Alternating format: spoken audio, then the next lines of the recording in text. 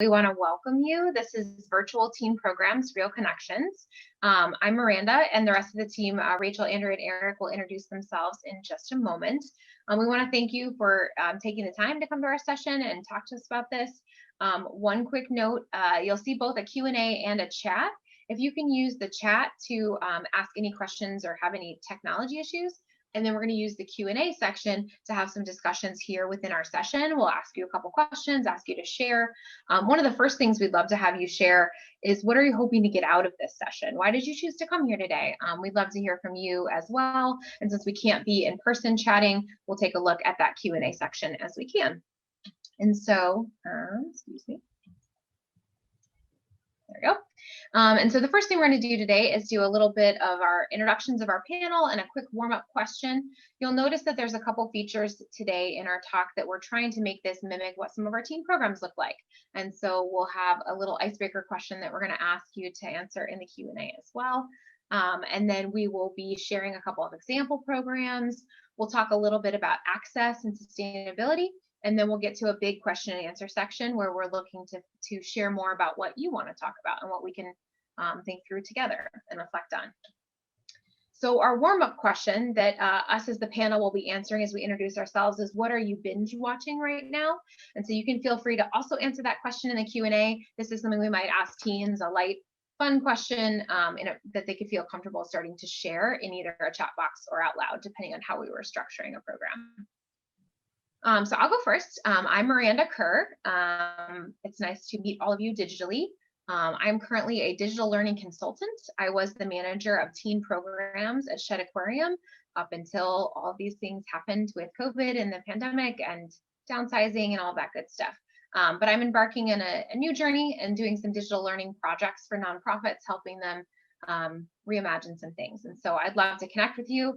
I'm Miranda RHK on Twitter, and I'm Miranda Huber on gmail.com if you want to send me an email. And I also just want to say a big thank you to the rest of the panel. I'm going to give them a chance to introduce themselves, but it's been wonderful to work with Rachael, Andrea, and Eric in such a tumultuous year, and to have their support and to have them be able to share about all of their amazing team programs that are still going on. So I will let them each take a turn to talk to you now. Hi everyone, I'm Andrea, and I'm very lucky to be working with my fellow panelists here as well. And thank you, Miranda, for gathering all of us like the Avengers. I'm the manager of school and community programs at the Museum of the Moving Image in New York City. And I normally oversee daily group tours and our city council backed after school animation game design classes for high school and middle school students, alongside tours for all ages. I focus on the teen council, our advisory group, drop-in labs, game design labs, and summer media courses. You can find me at this email or at Moving Image Studio on YouTube and Instagram. And I have been binge watching a lot of things in quarantine, but I've been focusing on Call the Midwife. Season 9 recently came out on Netflix, so I've been finding a lot of solace in that.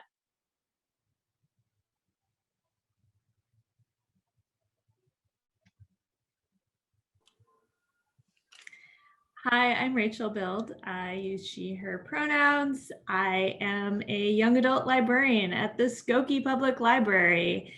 I am about to start watching Lovecraft Country, which I fully anticipate will be a binge watch for me. And here in this picture, you can see that I am in a teen program, but not just with teens, because I'm a big believer in flexibility, and sometimes you have to allow those younger siblings to come hang out and participate.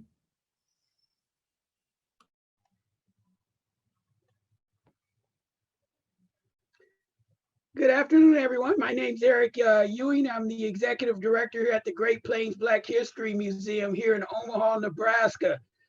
And unfortunately, due to the pandemic, we've had to make some changes in how we reach out to our, not just our teens, but to all our guests.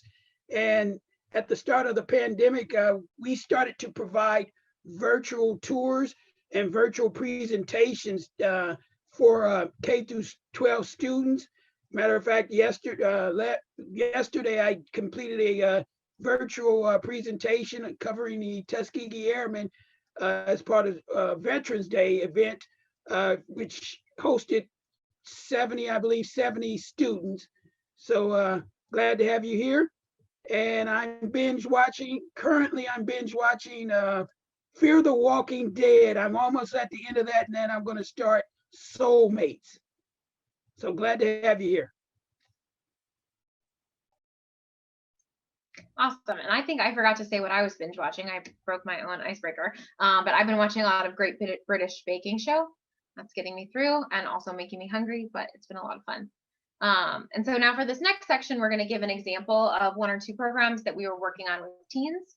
So I'll go first. At Shed Aquarium, we have in the before times, we have a teen learning lab space. And so that space is a physical drop-in space where teens could come at after school or weekends, work on projects, join into group projects that people were working on, be connected with mentors in different fields of careers they were interested in.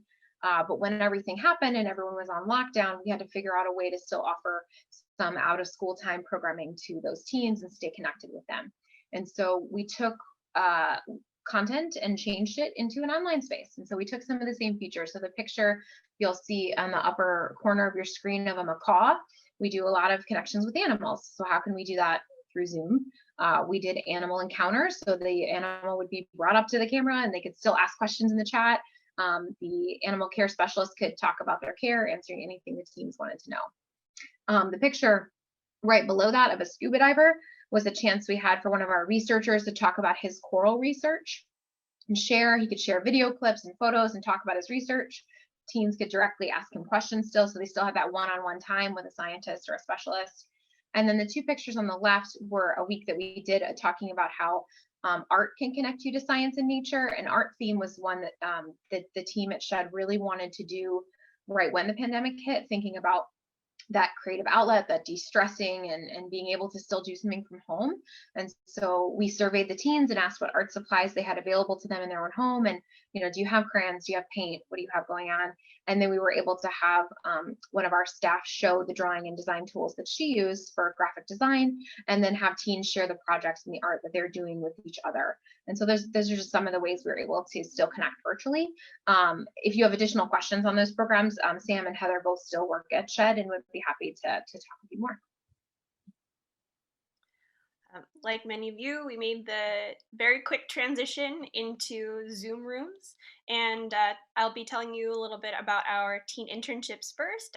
We hired 2 teen educators to work with us part-time after they completed their teen council school year with the museum, and they created content for our Instagram and YouTube pages in the form of animations, educational posts, and video essays.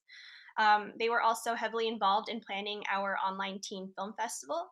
We also work closely with 2 city access organization teams who assisted us with online programming and gave us insight on how we can make our brand new digital content more accessible to people with various disabilities.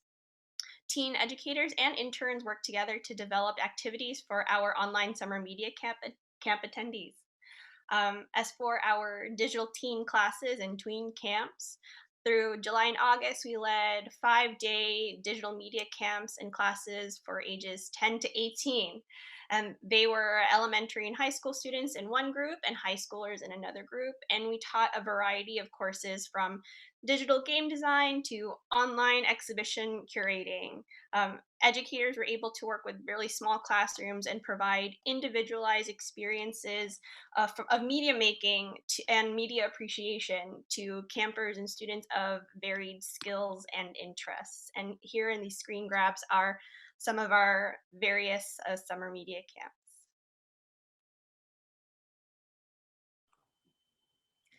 So I'm incredibly proud of the summer volunteer program that we ran this summer.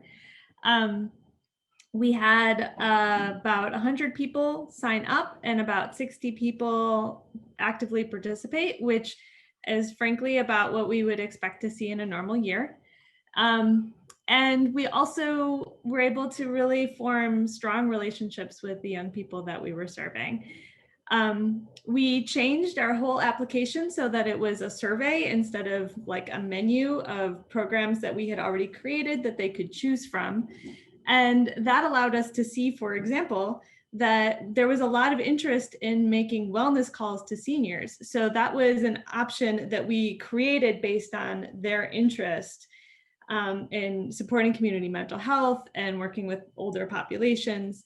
And frankly, was something that we might not have tried had we not asked our teens if they would be interested in doing it beforehand. So some of the other things that we did some combinations of offering things as independent service hours and also programs via Zoom. So for example, people could make cards for vulnerable populations or masks and send us pictures, fill out a short Google form to get their service hours credited. And then we also had, opportunities to like hang out on Zoom and listen to music together while we crafted. And then I also really enjoyed this. We had a series of AV and photography workshops to work together to create a documentary project, which is ongoing and it's for all ages, but the teens really put together a strong showing. This is an example of a closed beach, which you can see has people attending. So we really looked at the documentary project as an opportunity to process and reflect what's happening in real time, as well as to create documents for the future. And our program, our project at the Skokie Public Library is ongoing as well. And I also want to say, if anybody wants to participate in a group global documentary project, the We Were Here project is there for you. And again, we'll be sharing links later.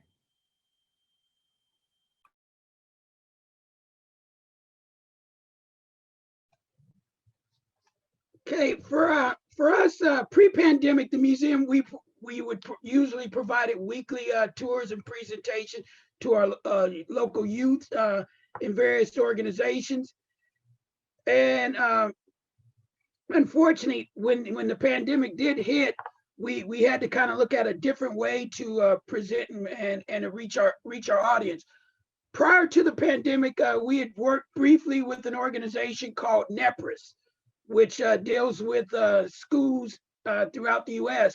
And we would provide maybe 1 or 2 virtual tours or presentations a year.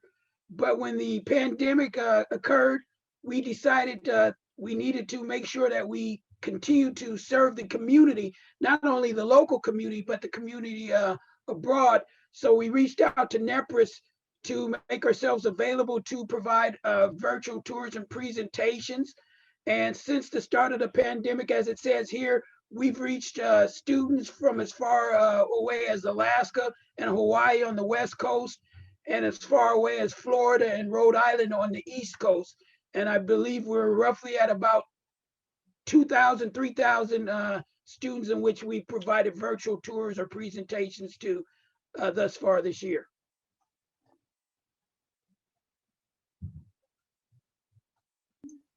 Okay. Another thing that we wanted to do as part of this is, in addition to sharing the experiences that this panel has had over the last 6 or 7 months, whatever month we're on now, we also wanted to poll some of our colleagues. And so we had a survey that we emailed, that we shared on Twitter, that we put in some colleague groups that we have. And so we had 19 responses. And the first thing we wanted to know is, during the time of COVID, from March to now, has there been an increase or a decrease to access to your teen programs? And there's a very small percentage who said there was an increase. A big chunk said there was a decrease, but then the biggest group of people said there was a mix of increase and decrease. And so we'll dig into that a little bit and what that looked like. And feel free to put in the Q&A if you feel like your programs were able to increase or decrease access during this time. So I'm not going to read every single one of these survey results just for time. We are going to make these slides available afterwards. We don't know yet exactly if we're going to be posting them on NCN's Schedule or in Slack, or I'll put it on my Twitter, but we will find a way to make sure we share these with you, because we have a lot of things in these slides that we want to make sure get shared out. So some of the successes that people shared is that the pivoting to virtual, was a success. Online programs were shorter, but they could be more frequent. People had a chance to grow some social media channels. There's a chance for teens to be leaders, a chance to use some new tools like a Discord server or a scavenger hunt, get teen generated content. Sometimes it's even easier to do virtual if you don't have to reserve a physical space and worry about those kinds of things. And as Eric mentioned, reaching that wider range of people. So mixed results, what does some of that look like? What does it mean when people say that? So sometimes that meant a mix of programs. So maybe your drop-in program increased because you were able to reach more on Zoom, but your teen job program decreased because you lost funding or there was safety concerns to being on the ground. There's also a digital divide that we're going to talk more about when we talk about access, but it's a real issue that some teens, when we had to all stay home, didn't have Wi-Fi at home or didn't have a device that was able to stay connected. And so we had to think about those things. And then just thinking about teens' own time, thinking about decreased access to buildings, just other things that played into this interplay between increase and decrease of access. And then what are some challenges? As we've mentioned, that the lack of access to internet or devices. Sometimes it's harder to get them into a virtual program. That part of the draw of teen programs is they get to hang out and be with each other. I know in the Teen Lab, we also offer a lot of free food, free bus passes, like all those you can't do once you're in Zoom.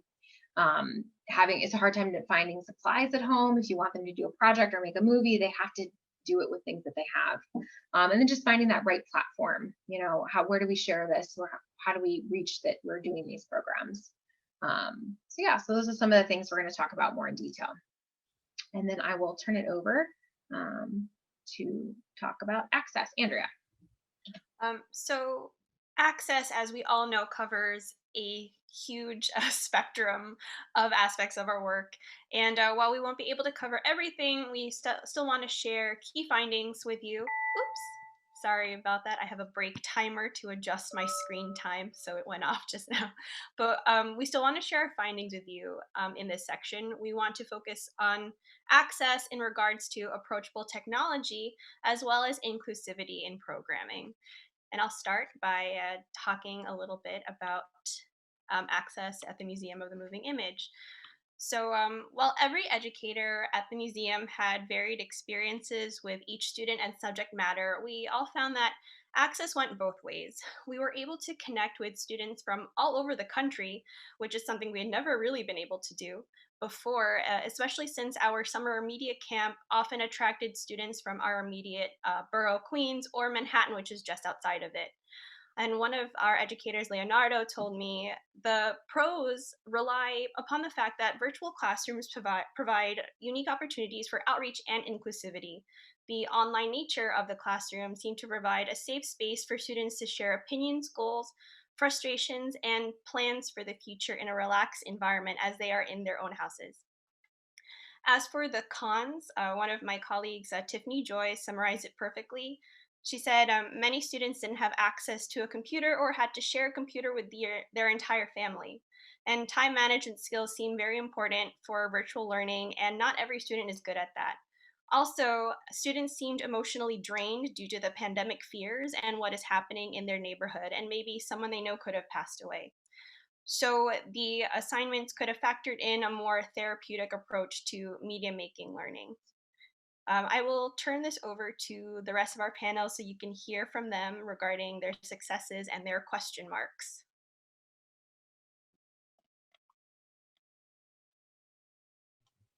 Thing you always have to remember is to unmute yourself. The pandemic has been and continues to be a tragic event. The analogy I always use, unfortunately, I think we've all been given lemons, and we looked at opportunities to turn it into lemonade.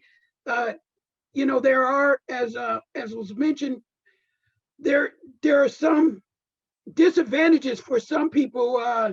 In some cases, from a local standpoint, some of our youth, their access to a computer was through our local libraries. And unfortunately, once the pandemic occurred, the areas that was impacted were, our libraries, because they closed down. So that did limit some of the students' access. Fortunately for our school system, they were able to get out iPads and things to the students to keep them connected, but then some ran into access to internet. And so we've had to think outside the box and kind of look at different ways in which we can continue to serve not only the local community, but the national community as well. And we're slowly adapting, and people are slowly adapting as well.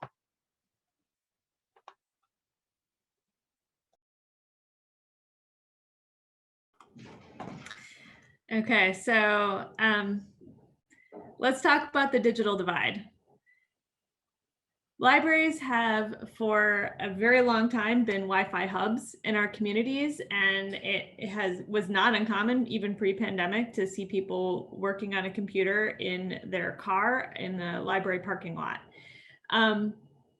So we have to recognize that that's not enough. Like one-shot local solutions are not going to solve the problem of the digital divide, which is so clearly an issue of the internet being a right and not a privilege in this day and age. So I think it's incumbent upon all of us to actually advocate for universal broadband service and for the regulation of the internet as a utility. That said, I will talk a little bit about some of the things that our library has done to try and decrease the digital divide in our community. We have a bookmobile, which is pictured here, and we've put hotspots on the bookmobile so that as it travels throughout the community and parks in certain places, people can go close to the bookmobile and access the internet through the hotspots on board. We've also received a grant together with the village of Skokie to extend our Wi-Fi into the park next door. And we do loan out hotspots. So all of that said, I would really love to advocate to you that if you have a student, somebody in particular who has difficulty accessing your programs, accessing the internet, doing their homework. Schools and libraries are very much focusing on those like individuals who need that individual help. So please reach out to your local school, your local library, and see if you can help people who need to access your programs. So really briefly, I'm going to talk a little bit about some of the accessible technologies that we've been able to implement with teen programming.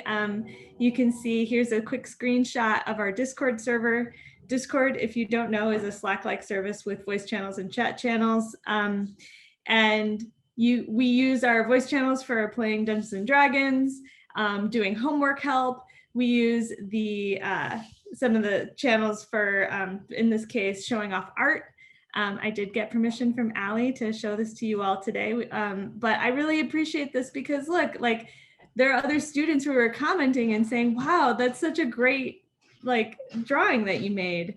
And then we reached out to one of the clubs, service clubs at school. We met with them, and then we were able to use Padlet to do this incredibly quick closing activity where everybody just put examples of things that they're grateful for.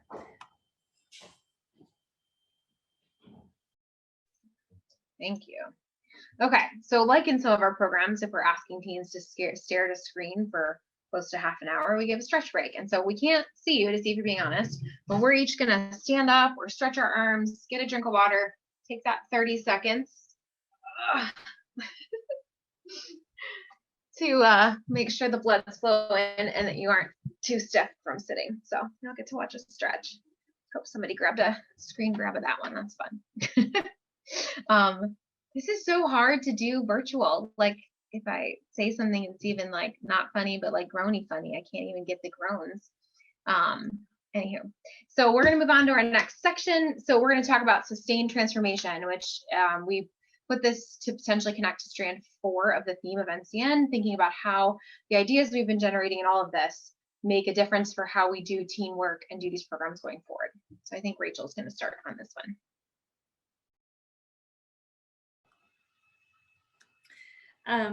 Okay, so just as we hope to continue to use Discord to supplement our like informal engagement, we think that using Zoom and Google Meet in the future, even once we all on that beautiful day are able to hold in-person programs again, I think that the remote participation has been like successfully normalized. So I think it's really going to help people who have trouble with transportation, who have really tight schedules, who might need some of the accessibility options like closed captioning in order to better participate, or who really appreciate just the opportunity to send private chats that somebody else can read aloud so that they can participate in a conversation without having to like raise their hand and be vulnerable in that way. Issues that I think will come up, especially in a hybrid environment, though, are things that we are already seeing, such as privacy and confidentiality. If a young person is in a home where they can't speak freely, or if family members may overhear something that's shared by somebody else in the group. Also permissions. And I just want to say that all of the quotes that you're going to see in the following slides, if they're in quotes, they're from our survey. So these are not from us particularly, but are things that really were resonating with the people who participated in our survey.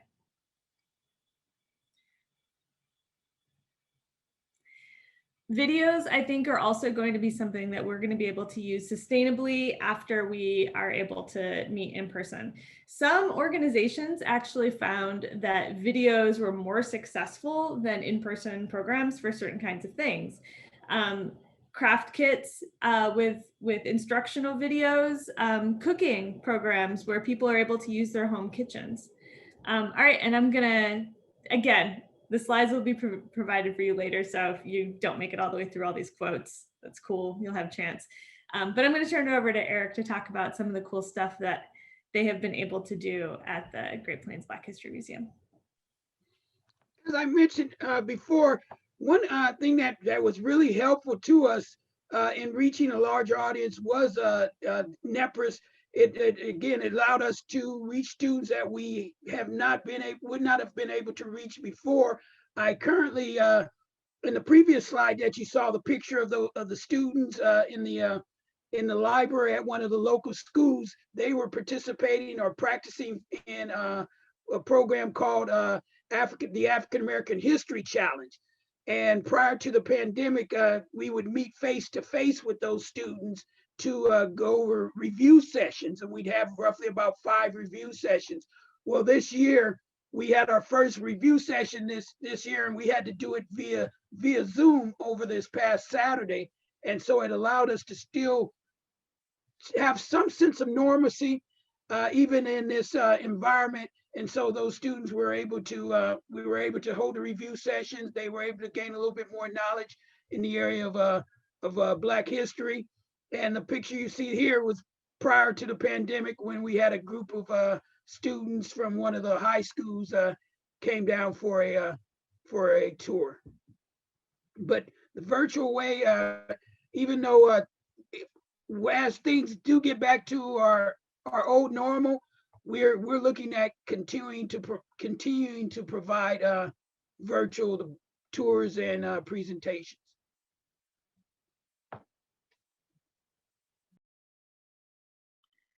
As we're approaching reopening, we do plan on continuing digital workshops and tours for the foreseeable future.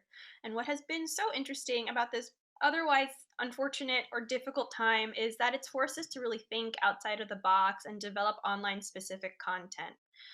Alongside the new library of digital content, which I will link in a second, we were able to develop new practices that I know that will carry over when we return to in-person learning, such as encouraging the use of free or inexpensive phone apps and programs for students to make movies or video games as an alternative to those who cannot afford something like Adobe programs, or someone who can't install GDevelop onto their family's home computer. We will also continue providing alternative materials found around the house for our camp supply list. For example, if a stop motion animation project ideally needs construction paper, we would encourage students to find old magazines or newspapers around the house as an alternative to make something just as awesome. if not more so.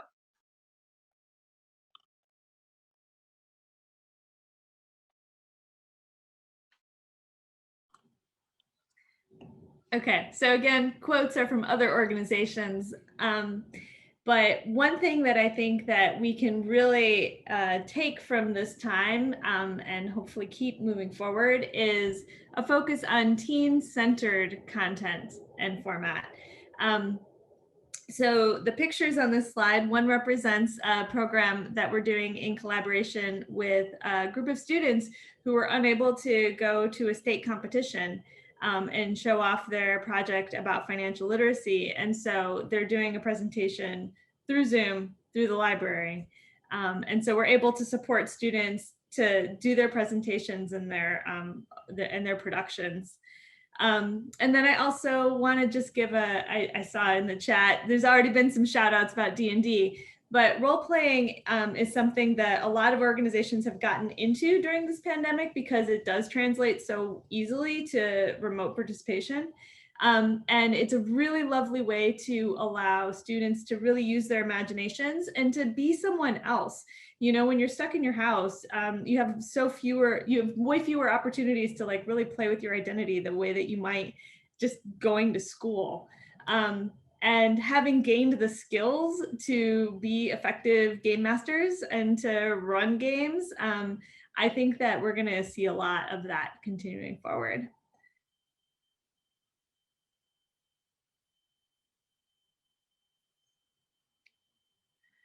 And then flexibility is the thing that we really want to focus on at like just staying flexible has been such a boon in terms of like marketing deadlines and in terms of spaces. I know that's come up. Virtual spaces can be way easier to schedule. You know, and also just in terms of like responding to the current moment. So we put together a program because we were hearing from our young people that they were really concerned about mental health, whether it be their own or their friends or in the broader community. And so we partnered together with Response for Teens, which is a local organization that focuses on mental health education, to provide workshops. And we combined that with an opportunity for young people to learn skills around activism, which will then hopefully help them feel like they have a sense of control in these out of control times. So that's something that we're super excited about, that we were able to do that would not have happened had we not had the summer of responses to George Floyd's murder and you know, just the myriad protests that people have become aware of connected to everything, to the whole 2020.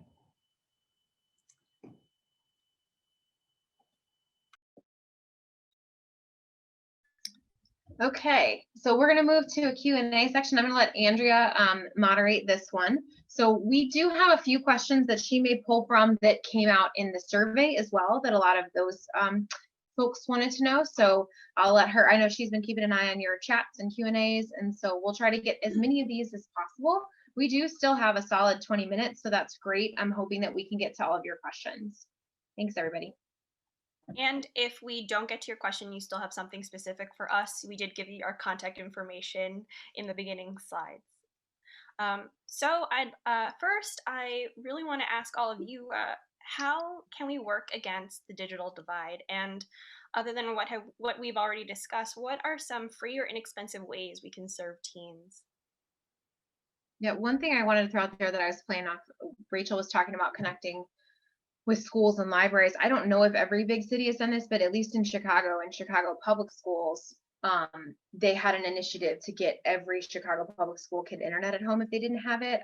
So if you're in a bigger city, I would love to see if any of those are available, so you can help those teens get that internet.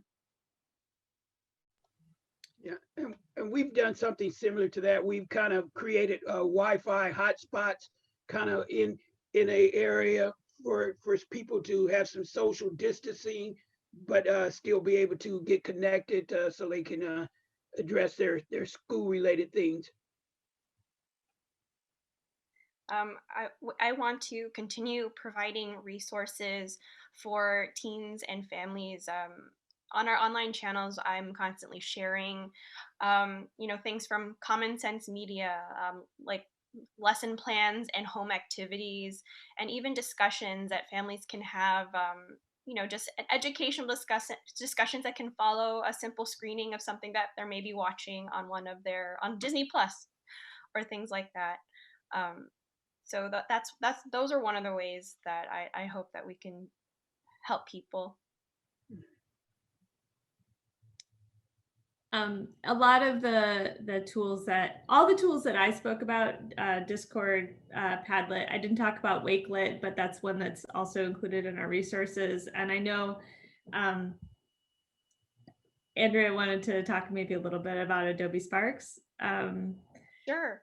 Yeah, Adobe Spark is a free service that teachers can register for, and students. I think that you need an official school or organizational email address to register, but you can develop videos, social media posts, and even websites and presentations to either enhance your lessons or challenge your students to create something that is very simple and very accessible. You can download it on your phone or you can use the desktop version, and that's a really awesome educational initiative from Adobe, who has otherwise developed rather expensive subscription plans for their awesome services.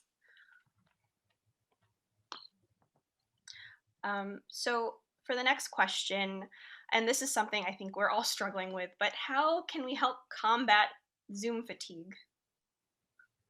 I'll chime in first on that.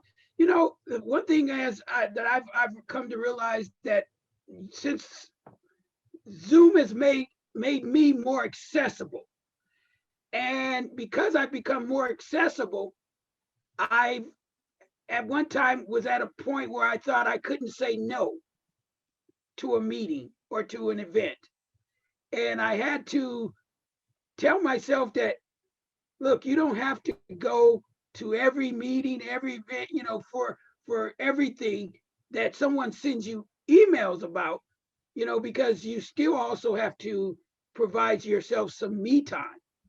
So I've just learned to say, okay, do I have to participate in this event? And if not, then I'll be happy to hit the no on the calendar invite, or even the maybe. Yeah. And I think it's also thinking about how we can help teens do that. Like, I think that's awesome that you have been able to do that, Eric. And then it's figuring out how we can set it up for teens too. So like in a particular program, giving them that permission of, hey, we're going to be on video, anyone who's comfortable, but you don't have to be. Because that's one of the things about Zoom that's so fatiguing, is like staring at yourself and trying to keep your face constantly on. I was reading an article. It's like if you were in a room with people, if you glanced out the window just to look at a tree for a minute, no one would think anything of it. But if I look to the side while everyone's talking, it looks like I'm not paying attention. And so it's this hyper attention that we have to do. And so it's giving teens permission, shut off your camera if you need it. Or hey, in today's teen lab meeting or teen council meeting, we're all going to take 15 minutes to go breathe or to go look out the window or do whatever. So you build some of that in to help them build those skills as you can in your programs. Yeah, and be willing to take a break when you need to take a break versus having to wait for someone to tell you, or give you permission to. It's something that I actually struggled with a lot, because when I was teaching summer camp, I would have campers just laying down on their beds with their devices. And it was hard not to take that personally, but in reality, we're all listening, and I didn't want to scold them or call them out, because they should be able to do whatever they want and feel comfortable chilling with me for 90 minutes every single day that week. But yeah, I agree with Miranda, just letting them turn off their camera or position themselves in a way, even if it seems impolite. You wouldn't lay down in front of someone in person, but um, another thing that we incorporated was one of my colleagues started doing closed, brief meditation sessions for longer workshops, where we would just close our eyes or turn off our cameras and just zone out for a little bit and not look at a screen. So a brief meditation might work if you can accommodate that into your programs. And I want to say that it really depends on the day and on the time as well. We've had students who really would prefer to interact with us on a weekend, because then that's a day when they don't have a billion Zoom meetings. And we've also had, honestly, this is another reason why I really appreciate Discord is because it's asynchronous. So you can kind of tune in and drop out, and you may, over the course of a day, spend a fair amount of time, interacting in the library server, but it's completely on your own schedule. And so maybe that's happening at like 9:00 at night. We already have so many awesome questions, and I wish we could get to them all, but I'd like to start with Elizabeth's. Were these programs done mainly with established teen organizations, with your organizations? Established teens groups who had relationships with your organizations, or did you develop or expand your audiences by offering virtual sessions? I would definitely like. Oh. No, go ahead, Rachel. Go ahead. Okay. So I want to say that for us, it was both.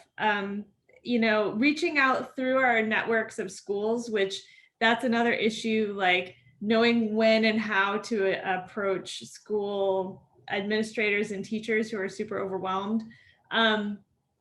But we had a lot of students that we already knew. And again, like in our Discord server, I think we're more likely to attract students that either we know or who are there for a specific purpose, like to play Dungeons and Dragons, because they're there to like interact with us and to hang out because they already like us. But we did have a lot of new people interacting with us in our Zoom programs. So we did form some new partnerships. We partnered much more closely with the village than we ever had before. And I think that was partially because they were more willing to, they had the same needs that we did in terms of reaching people. But so it was a mixture of both for us. Yeah, I was going to say something really similar, that it was both. We, for something like our teen council, we on a typical teen council meeting, we have this core group of maybe 5 to 10 teens that always come. But during this time, we might have had 20 come. And the same with our the virtual teen learning labs, is we had a very consistent 20 to 30 teens. And I think it's a couple of things. One, it's teens that would have normally come to Shed anyway. It's easier even for them to get there. They're not trying to take public transit in the evening or have it conflict with sports practices, which were all canceled. And so I think it was partly opening up their schedules, partly that they could just click a button and join instead of having to travel to the museum campus, which is a little hard to get to in Chicago. And also that we opened ourselves up to an even broader audience. Museums like the Shed Aquarium wanted to say, I know we're closed, but here's the things we can do. So that's what got pushed out. And so things like our virtual teen lab got pushed out to a broader audience. And we had somebody join from like another country, from West Africa. We had teens joining, which is just because they heard about it through the chain. And so I think it was a mix of both, of like being able to engage those core teens we already knew, and then also opening to new teen audiences, which then gives you new issues to deal with of how do we make these new teens feel comfortable with teens that may already know each other? How do we think about different permission forms or allowing teens to show their faces on camera? If they were already in my core teen council, I have all these forms signed, but if they're new and they don't, how, do I get parents to e-sign something in this pandemic? So so we had to think about that issue from both sides. And I would say pretty much the same as what the three of you have said as well. Just the fact that we're not a large organization in the first place, so to stay relevant, we had to reach out to a wider audience versus just the students in which we've dealt with in the past. Just really quickly, because I want to move on to this really awesome question, all the other awesome questions, but a lot of our teen audience came from partnerships that we had with schools that we were working with our animation classes, or parents that were already members of the museum, or like we did a lot of social media outreach, but I would say a majority of the teens that were working with us were already involved in the museum in one way or the other. We slowly began accumulating people from outside of the New York State area when we were spreading more information about our digital camps. On that note, Janine asked, how did you all communicate with middle school participants? Was it through parents, by phone, or through apps? And also, she would like us to reshare our contact info, which I think we can all type quickly in the chat. We're not talking. For me, since I work with a wide spectrum of ages, I'm just focusing on teens for this awesome panel. I was mostly emailing the parents for summer camp and sending them the Zoom links and the supply lists for each week. Educators all have their museum emails, so they were able to communicate with students who had official school emails and were able to talk that way. We didn't use any other apps, so we just wanted to keep it strictly to email as far as communication goes, although we do sometimes get questions from parents through the Instagram DMs. Do any of you have other middle school experiences? All right. I'm going to say one of the things that we were able to do successfully, apart from reaching out through schools, which was great, but there are like 15 like districts in Skokie that have middle schoolers in them. I don't know, that's only a slight exaggeration, but the we were able to find people with library cards, and so this is another reason to potentially partner with your local library, is that we are also, just communicating directly with people through email that we like looked up their library card and were like, I know you, and I want to check in on you, so I'm going to just drop you a line. I should also mention I was also in contact with the classroom teachers that were shepherding the students online. Okay, so thank you. So we have a question from Sylvia. In our teen literature program at the Yiddish Book Center, which went virtual this summer, we've been struggling with how to encourage students to attend optional social activities. We don't want to overwhelm them by making everything mandatory, but we want to convince them that they're worth going to, since that's where most of the community building happens. Any advice on how to strike that balance? For us, I would say that we don't have as frequent teen online sessions, other than our summer camp, which took place every day. Ours are occasional, so that I think we struggled a little less with that. But I'm not sure what the timing is for your programs, Sylvia.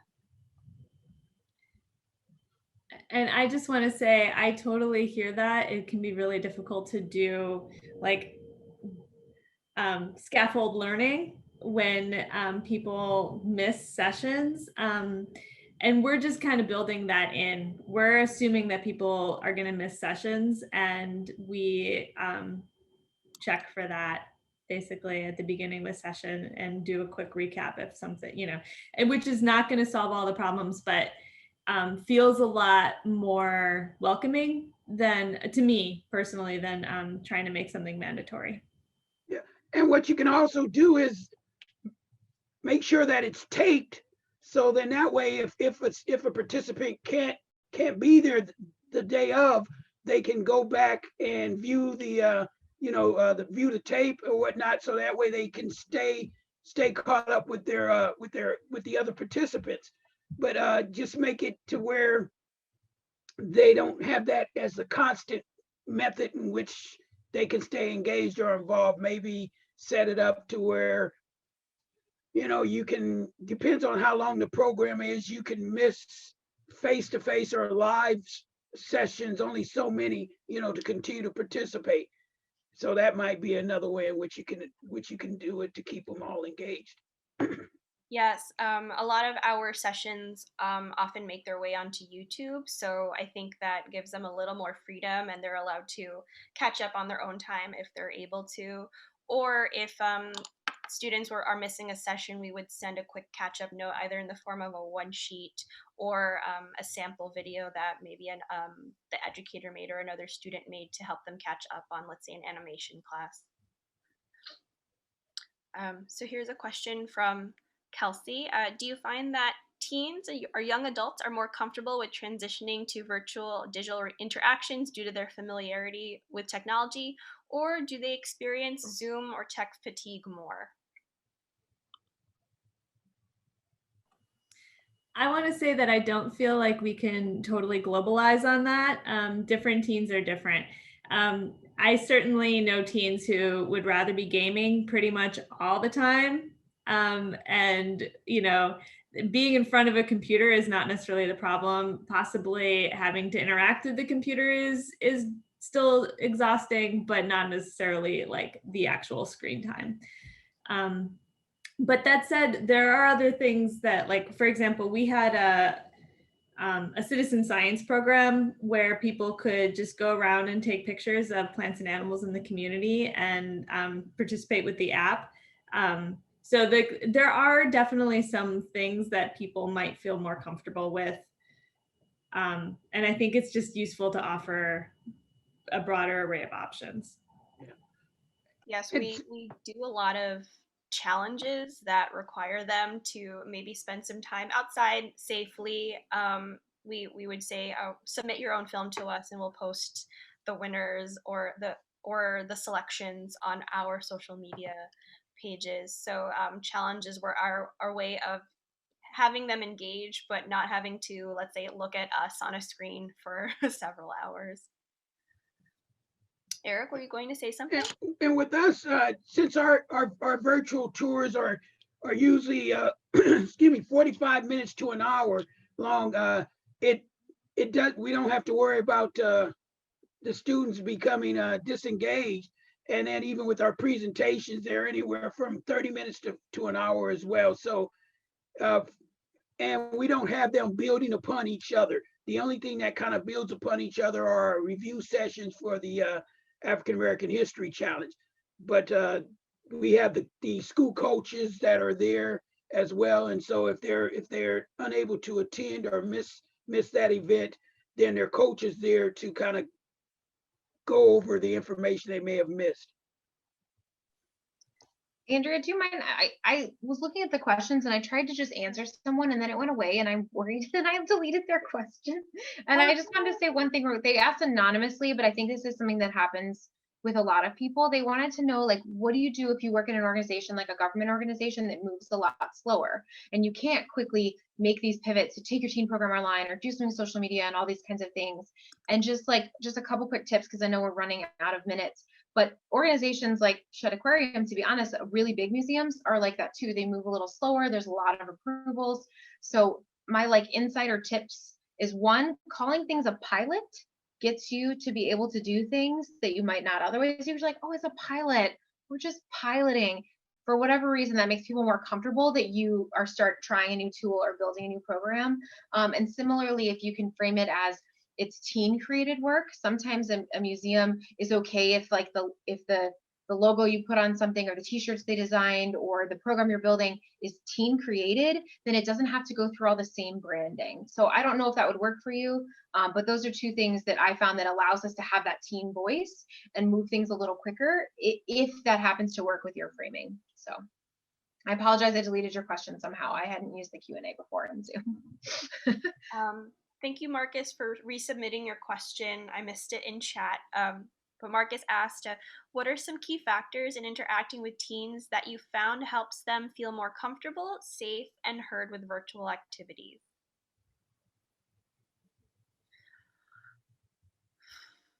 So I want to jump in really quick and say that first of all, we have a community agreement that we use for our activism and mental health program. We don't necessarily use it for all of our programs, but because that one is much more vulnerable, we make sure that we bring that up every time as a slide. And I'd be happy to share that like as an example with you that you can adapt for yourself.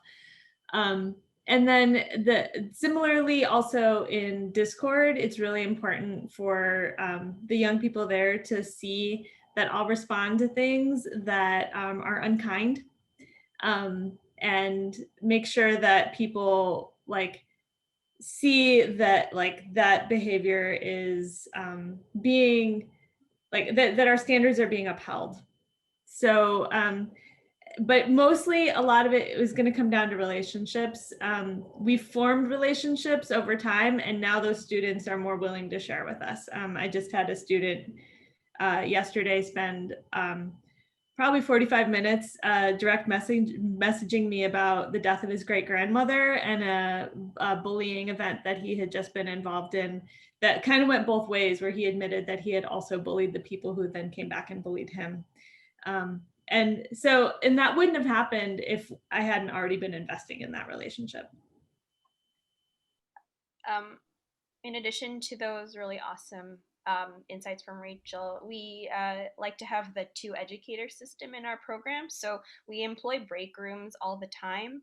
If there is someone who is having difficulty, they're very frustrated with something that might not necessarily be the activity at hand, we usually have the assisting educator or even the lead instructor go into a break room and talk things out with them and let them know that they are here for them, and even though it's a difficult time, they can always ask if they can go into a private room, and that actually has worked very well with students with various difficulties or disabilities that need a little extra need an extra ear. We are. Sorry, I just noticed we're at 2 minutes left. Yeah. Thank you, Rachael. So we did want to show, I want to show really quickly what the appendix is so that you have that as well. I would love to spend more time talking to you all. I really hope we can reach out. Maybe we can do something in the Slack to continue talking. But the biggest question, this is a quote that we got from the survey as well, is how do we make our programs seamless and comforting parts of teens' lives? How can we make our programs restorative, uncomplicated, and inspiring? How can we meet teens exactly where they are and just wrap them in a big, loving, supportive virtual hug? And I love that. And we want to leave you with that question to think about how you can make your programs more supportive for teens, because that's who we're really here for. And then I want to tell you for next steps, if you want to throw in the chat or shoot it at us on Slack or on Twitter, how can we keep this community going? We want to share these slides with you. We want to keep having these conversations and keep answering these questions. We want to hear your ideas as much as share with you. And then when I share this out, there is a whole appendix. Rachael mentioned she shared all these tools that all of us spoke about. I pulled over some tips for using Zoom. So there's just more resources. And so all of that we want to make available to you all. And just thank you so much for being a part of this talk. Thank you so much to Rachael, Andrea, and Eric for sharing about your programs and being a part of this panel with me. But yeah, I really hope that we can continue this conversation through Twitter or Slack or some other means if anyone has ideas. So